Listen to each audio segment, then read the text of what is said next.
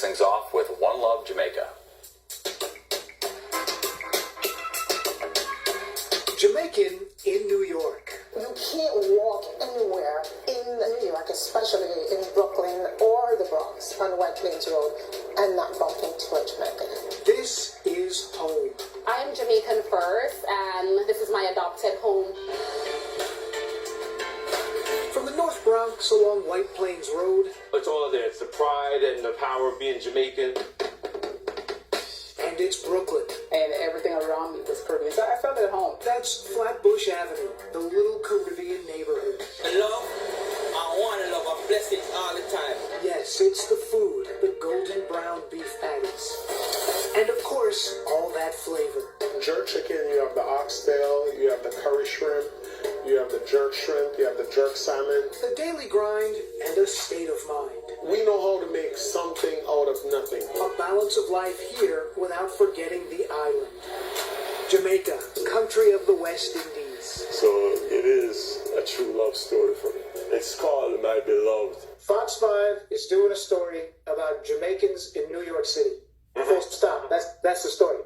Listen, I saw the email. I said, say less. Let's go right there. Sometimes it seems like there's no stopping Jesus Nice. I just want to, make my immigrant parents proud, my Jamaican community proud, my family proud. A first-generation Jamaican-American from the Bronx, the Wakefield section. In that section of the Bronx is a heavy West Indian culture. From there to here, a hit podcast, Bodega Boys, a show on Showtime, Jesus and Marrow, with fellow New Yorker, the Kid Marrow. Just two guys from the Bronx, two kids of immigrants, just grinding. Their guests include everyone from former President Obama to Dr. Anthony Fauci. Because they know that our audience is one that necessarily might not be reading the newspaper or might not be getting their information from traditional news sources. So the best way to reach them and inform them would be coming on our show. His commercial triumph may be the exception, but a record of success isn't hard to find. Jamaicans have been migrating to the U.S.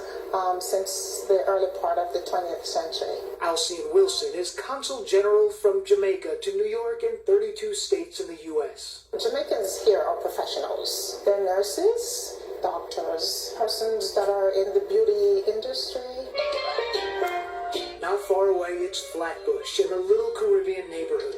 We step inside the true Indian hair store. We have Taraji P. Henson, Mary J. Blige. Owner Karen Mitchell showing us her wall of famous clients from Rihanna to Beyonce, Mary J. Blige, and Lizzo. I really do have the best hair extensions in New York and around the world. Hers is a story of everything that's right about the Jamaican-New York connection.